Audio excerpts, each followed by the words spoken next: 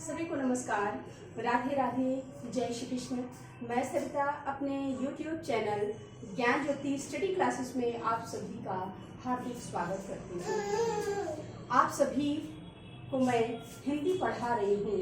हिंदी की क्लासें चल रही हैं और मैं आपको हिंदी का फाउंडेशन बैच दे रही हूँ जो कि बिल्कुल फ्री ऑफ कास्ट है। तो आपको इसको पढ़ना है और ज़्यादा से ज़्यादा लोगों को शेयर करना है ताकि सभी के पास ये वीडियो पहुंच सके। जब तक आप शेयर नहीं करेंगे सबकी पहुंच से ये दूर रहेगा। और जो फीस अदा ना करके फाउंडेशन बैच नहीं ले सकते हैं तो उनके लिए ये फ्री ऑफ कास्ट है, उन सभी के लिए। तो ये सबके पास पहुंच जाएगा। जिसको हिंदी का कुछ भी नहीं आता, अभी तक जिसने कोई तैयारी नहीं करी है, अगर मेरे इस बैच को देख लेगा, मेरी इस क्लास को देख लेगा, इन सभी क्लासों को हिंदी का कोर्स ये जो है मैं आपके टॉपिक वाइज क्या है कवर करके चल रही हूँ। तो अगर कोई इसको देखेगा तो उसको क्या है कि उसको पूरा समझ में आ जाएगा और उसका पूरा कोर्स क्या हो जाएगा, कंप्लीट हो जाएगा और वो हर चीज को क्या है अच्छे से कर पाएगा। तो इसको क्या करना है, ज्यादा से ज्यादा शेयर करना है और कमेंट करना है और मेरे चैनल को सब्सक्राइब करना है। जब तक आप सब्सक्राइब नहीं करेंगे तो अगर मैं कोई वीडियो बना रही हूँ तो आपके पास नोटिफिकेशन नहीं पहुंचेगा तो आप इसको कैसे देखेंगे। तो इसलिए मेरे चैनल को सब्सक्राइब कर लें। और ये आपके लिए है, आपके नॉलेज के लिए है। मैं फ्री ऑफ कास्ट आपको पढ़ा रही हूँ, मेहनत आपके लिए कर रही हूँ। तो इतना काम आपको भी करना है कि मेरे चैनल को सब्सक्राइब करना है और इसको लोगों तक पहुंचाना है, उन विद्यार्थियों तक जिन तक अभी तक ये पहुंच इसकी नहीं हो चुकी है। तो कहते मिटा दे खाक हस्ती को, मिटा दे खाक हस्ती को, अगर कुछ मर्दबा चाहे, अगर कुछ मर्दबा चाहे कि दाना खाक में मिलकर गुले गुलजार होता है, गुले गुलजार होता है। अर्थात अगर आपको कुछ बनना है तो पहले आपको क्या है सब कुछ भूल करके और अपनी हस्ती को मिटा करके आप क्या हैं, क्या थे, क्या नहीं है, क्या रहेंगे, ये कुछ नहीं सोचना। अपनी आपको क्या है सब कुछ भूल करके आपको सिर्फ और सिर्फ क्या करना है, मेहनत करनी है। तो मेहनत के लिए आप डट जाएं, लग जाएं कि दाना खाक में मिलकर गुले गुलजार होता है। जब तक दाने को अगर किसी बीज को दाने में उसमें मिट्टी में नहीं डालेंगे और अपनी हस्ती वो बीज जब तक उसकी हस्ती नहीं निकलेगी तब तक नया अंकुर कैसे निकलेगा। तो दाना खाक में मिलकर गुले गुलजार होता है। तो इसलिए क्या है कि पूरे जोशों सहित होशो हवास में क्या है, मेहनत करनी है। कुछ पाना है तो कुछ खुद कर गुजरना है, तो क्या है लग जाना है, मेहनत करनी है। तो आज आपकी हिंदी की 8वीं क्लास है। तो आज मैं शुरू कर रही हूँ, चूंकि आपके टॉपिक वाइज सब चीजें पढ़ा रही हूँ। तो आज टॉपिक है विराम चिन्ह। विराम चिन्ह क्या होता है, विराम चिन्ह। अब ये विराम चिन्ह क्या होते हैं मैं इसको बता रही हूँ। इसमें क्या है, ये आपका 2 नंबर का तो 100% आएगा। इसमें क्या है कि 2 नंबर इसमें दिया है तो 2 नंबर का क्या है, विराम चिन्ह कौन से हैं। जैसे नंबर 1 अगर बात करें अल्प विराम की, अल्प विराम, तो अल्प विराम की बात करें तो अल्प विराम आपका कैसा होगा, ये वाला क्या होता है, अल्प विराम होता है। नंबर 2 है अर्ध विराम, अर्ध विराम। अर्ध विराम की बात करें तो अर्ध विराम आपका ऐसा होता है, ठीक है। इसके बाद नंबर 3 है पूर्ण विराम, पूर्ण विराम।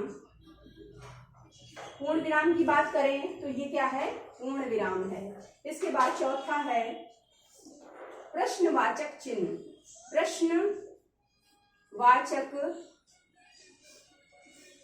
चिन्ह। तो प्रश्नवाचक कैसा होता है, ऐसा होता है, ठीक है। इसके बाद विस्मयादि बोधक, क्या है, विस्मयादि बोधक।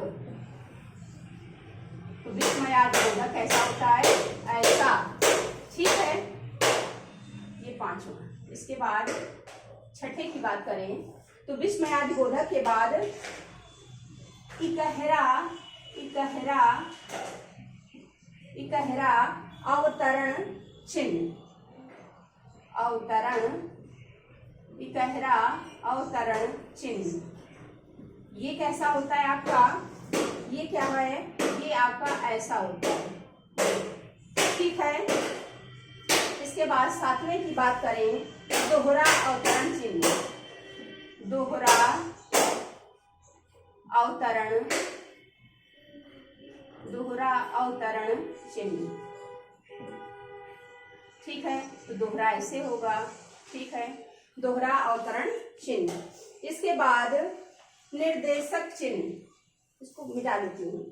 तो इसका क्या है? आपका अल्प विराम है, कोमा, फिर अल्प विराम है, कॉमा है, फिर इसका अर्ध विराम ऐसे बनता है, जो कोलन और सेमी कोलन ये वाले जैसे वो इंग्लिश में बोलते हैं।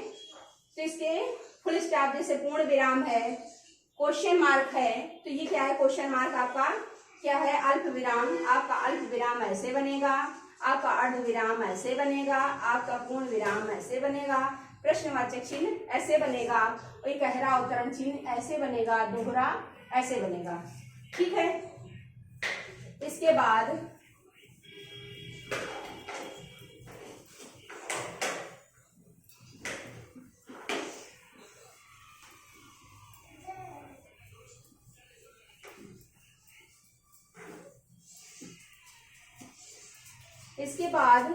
निर्देशक चिन्ह, निर्देशक, निर्देशक चिन्ह, निर्देशक चिन्ह।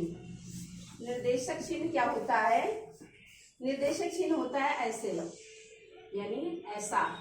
फिर इसके बाद निर्देशक चिन्ह के बाद संयोजक चिन्ह, संयोजक, संयोजक चिन्ह। तो संयोजक चिन्ह आपका कैसा होता है? ऐसा। इसके बाद वितरण चिन्ह, वितरण चिन्ह। ठीक है। वितरण चिन्ह की बात करें तो ये होता है ऐसे, यूं, ऐसे। ठीक है। अब इसके बाद ये आपका निर्देशक चिन्ह हो गया, ये थोड़ा सा बड़ा होता है संयोजक चिन्ह से। फिर इसके बाद संयोजक चिन्ह हो गया, फिर वितरण चिन्ह। ठीक है। ये हो गए क्या है? आपके विराम चिन्ह। विराम का मतलब होता है, क्या होता है? विराम का मतलब ठहरना, रुकना, ये विराम होता है। फिर इसके बाद पढ़ाते हैं समास। समास, समास, समास का मतलब होता है संक्षेप। संक्षेप यानी जब दो या दो से अधिक शब्दों के मिलने पर एक संक्षिप्त शब्द बनता है, तो उस मेल को क्या कहते हैं? समास कहते हैं। यानी दो या दो से अधिक शब्दों के का जो क्या मिलने से एक शब्द बनता है, जो संक्षिप्त शब्द बनता है, उसे क्या कहते हैं? उस मेल को हम समास कहते हैं। और इस प्रकार बना हुआ जो शब्द बना, संक्षेप शब्द बना, उसे सामासिक शब्द कहते हैं। तथा अगर इसको अलग अलग कर दिया जाए तो इसको क्या कहते हैं? विग्रह कहते हैं। जैसे तो क्या है ये? इसका मतलब होता है संक्षेप, संक्षेप, संक्षेप। ठीक है। अब इसके बाद समास के ये हो गया कि क्या है? दो या दो से अधिक, दो या दो से अधिक शब्दों के मेल से जो संक्षिप्त शब्द बनता है उसे क्या कहेंगे? समास कहते हैं, समास कहते हैं। अच्छा, अब समास के भेद तो क्या है? समास के भेद, समास के भेद, समास के भेद की यदि बात करें तो पहला है अव्ययी भाव, अव्ययी भाव समास, अव्ययी भाव समास, ठीक है। दूसरा है अव्यय के बाद कर्मधारय, कर्मधारय समास, इसके बाद द्वंद्व, द्वंद्व समास, द्वंद्व के बाद द्विगु, द्विगु, द्विगु समास, द्विगु समास के बाद इसके बाद बहुब्रीहि, बहुब्रीहि, ब्रीहि, बहुब्रीहि समास, इसके बाद बहुब्रीहि के बाद तत्पुरुष, तत्पुरुष, तत्पुरुष समास। तो ये आपके समास के क्या हुए? भेद हुए। पहला अव्ययी भाव समास, दूसरा कर्मधारय समास, तीसरा द्वंद्व समास, चौथा द्विगु समास, पांचवा बहुब्रीहि समास, छठा तत्पुरुष समास। यानी पहला, दूसरा, तीसरा, चौथा, पांचवा और ये छठवां, ये हो गया ये समास। अब क्या है, ये बारी बारी से मैं आपको बताती जाऊंगी परिभाषा सहित। इसको क्या है, ये भी आपके टॉपिक का ही पार्ट है, तो इसको क्या है अच्छे से पढ़ना है, ध्यान लगाकर पढ़ना है, क्योंकि इसमें भी आपके क्वेश्चन बनने हैं।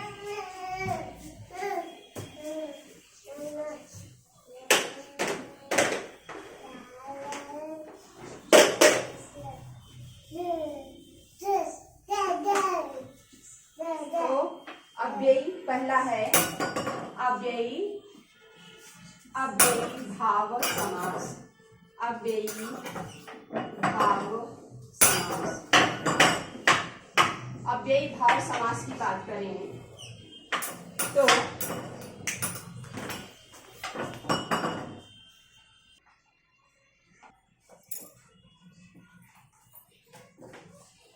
अव्ययी भाव अगर समास की बात करें तो अव्ययी भाव का सूत्र होता है, संस्कृत की बात करें तो इससे क्या है आपको याद रहेगा। तो क्या है, पूर्व पद प्रधाने, पूर्व पद प्रधाने अव्ययी, अव्ययी, अव्ययी भावा क्या है, जिसका पूर्व पद प्रधान हो वह अव्ययी भाव कहलाता है। यानी कि पूर्व अर्थात अगर इसकी बात करें तो पूर्व पद जिसका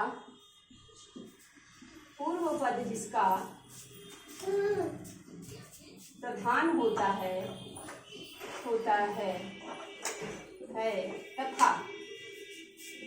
तथा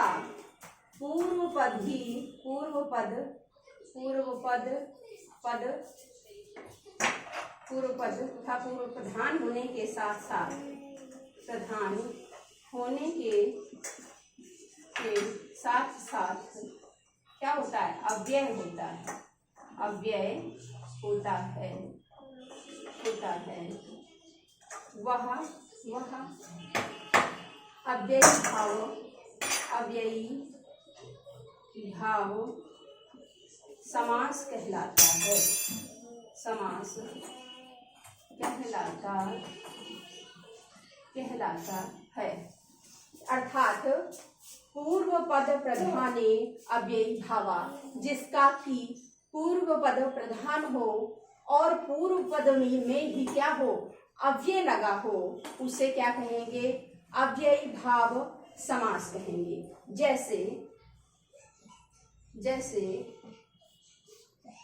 जैसे इसके कुछ आपको उदाहरण दे देती हूँ। अनुकूल, अनुकूल पहला। दूसरा यथाशीघ्र, यथाशीघ्र।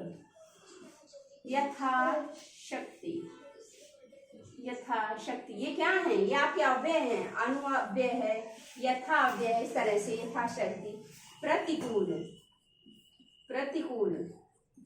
प्रतिकूल के बाद आमरण, आमरण। भरपेट, भरपेट। इसके बाद अभूतपूर्व, अभूतपूर्व, ठीक है, अभूतपूर्व। फिर इसके बाद निर्विकार, निर्विकार। निर्विकार के बाद प्रतिदिन, प्रतिदिन, प्रतिदिन। प्रतिदिन के बाद निर्विकार, प्रतिदिन। अकारण, अकारण।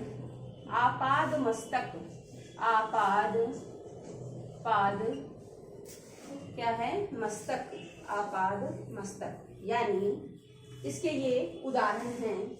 यानी क्या है? अनुकूल, जिसमें अनु क्या है? अव्यय है, और कूल जब ये इसका विग्रह होगा तो अनु अलग हो जाएगा, कूल अलग हो जाएगा, तो एक शब्द बना।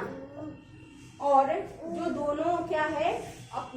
एक अव्यय है, दूसरा शब्द है। ये दो शब्द हैं अलग अलग। इसको जब एक में संक्षेपित किया गया, दोनों अलग अलग अर्थ को देने वाले थे, लेकिन जब उनको एक में संक्षेपीकरण हुआ तो इसका क्या हुआ? अर्थ दूसरा निकला। तो इसमें क्या है? इसमें क्या है? अव्यय लगा होता है पहले, यानी पूर्व पद में ही अव्यय लगा होता है, वो अव्ययी भाव समास कहलाता है।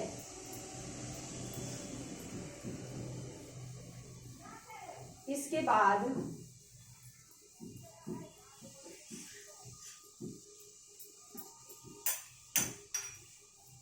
अव्ययी भाव समास के बाद कर्मधारय, कर्मधारय।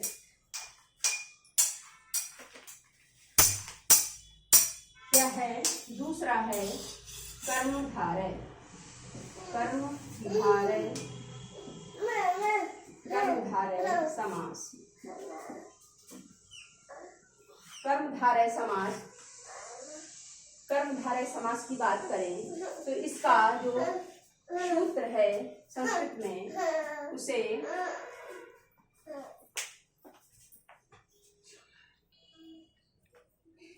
तो अगर कर्मधारय की बात करें तो इसका सूत्र है विशेषणम, विशेषणम, विशेषणम, विशेषेण, विशेषेण, विशेषणम, विशेषेण, बहुलम, बहुलम, बहुलम ऐसे नहीं करेंगे, बहुलम, बहुलम। कर्मधारय, कर्मधारय, धार्या। यानी क्या है? अगर इसकी बात करें, कर्मधारय की बात करें तो विशेषणम, विशेषेण, बहुलम, कर्मधारय। अर्थात क्या है? विशेषण विशेष की जहां बहुलता हो वहां पर क्या है? कर्मधारय समास होता है। उपमेय उपमान है, विशेषण विशेष है, यहाँ जिसकी बहुलता होती है वहां पर कर्मधारय समास होता है। यानी इसकी परिभाषा है जो सामासिक पद, सामासिक पद, पद विशेषण, विशेषण, विशेष्य, विशेषण, विशेष्य, उपमा और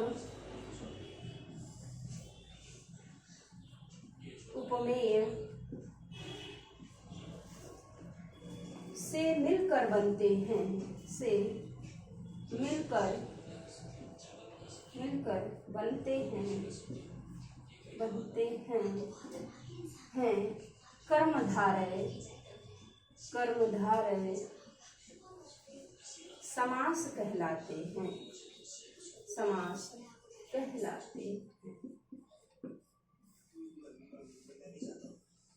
क्या है, जहाँ पर क्या है विशेषण विशेष की बहुलता हो वहाँ कर्मधारय समास होता है।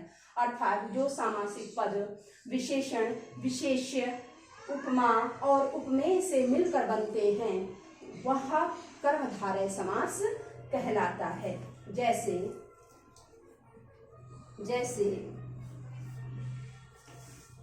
जैसे नीलकंठ। यहाँ नीलकंठ अगर नीलकंठ क्या है, इसमें बहुब्रीहि भी होगा, बहुब्रीहि इसमें क्या है बहुब्रीहि समास भी होता है। चूंकि नीलकंठ जो दूसरा अर्थ निकलेगा बहुब्रीहि समास में, जो अलग अर्थ निकलता है उसे बहुब्रीहि समास कहते हैं। जब वो शंकर जी के अर्थ में निकलेगा, कि भगवान शिव के अर्थ में निकलेगा, तब क्या है वहां पर बहुब्रीहि समास होगा। नहीं तो नीलकंठ के क्या है, इसमें विशेषता है कि नीला है कंठ जिसका, यानी कंठ नीला किसका है, तो यानी कंठ नीला है जो, वो क्या है, वो इसमें बहुब्रीहि है नहीं, समास दोनों हैं, लेकिन इसमें आप ऑप्शन पर डिपेंड होंगे कि ऑप्शन क्या कह रहा है। इसके बाद नीलकंठ के बाद नीलकमल।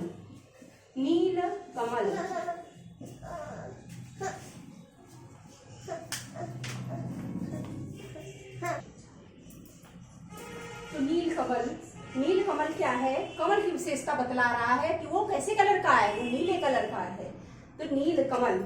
इसके बाद नीलगाय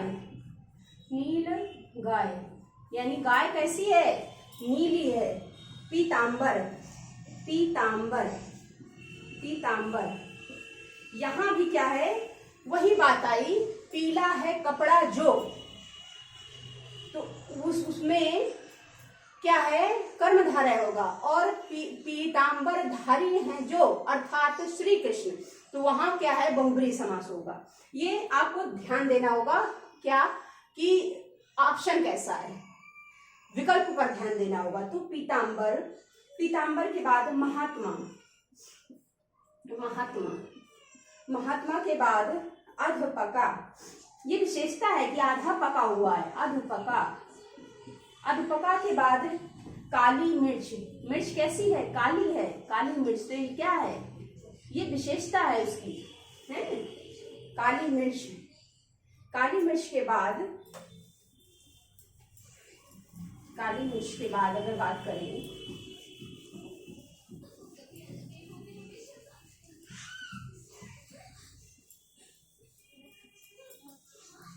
काली मिर्च के बाद बात करें तो काली मिर्च के बाद अगर बात करें तो चंद्रमुखी। उसका मुख कैसा है, चंद्रमुखी, चंद्रमा के समान मुख वाली इसकी विशेषता है, चंद्रमुखी। इसके बाद सद्गुण, उसके गुण कैसे हों, सच्चे हैं, सद्गुण हैं। इसके बाद चरण कमल,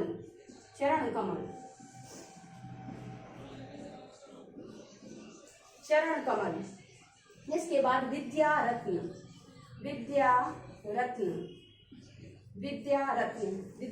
के बाद दुर्जन, यानी जन कैसे हैं, जो ऐसे लोग जो दुष्ट हैं। फिर चंद्रवदन, उसका शरीर कैसा है, चंद्र के समान शरीर वाला। तो इसमें क्या है, ऐसे जहाँ उपमा और उपमेय की बात हो, विशेषण विशेष की बात हो, वहाँ क्या होगा, कर्मधारय समास होगा। अगर आप इसकी परिभाषा को अगर आप एक बार गौर से पढ़ लेंगे तो आपके समास गलत नहीं होंगे, ठीक है। इसके बाद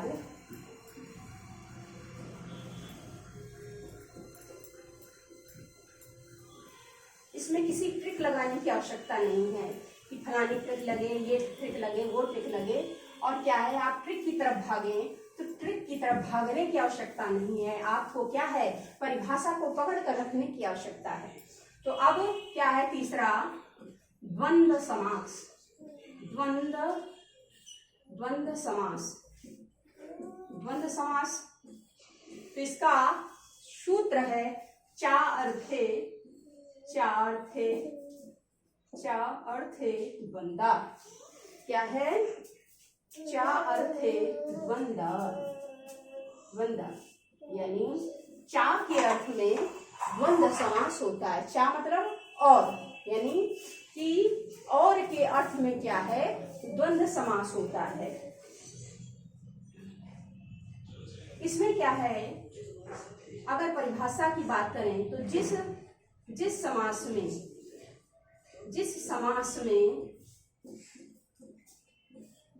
में दोनों पद क्या हैं, प्रधान हैं, दोनों पद प्रधान होते हैं, दोनों पद प्रधान होते हैं, तथा इसमें और पद का लोप होता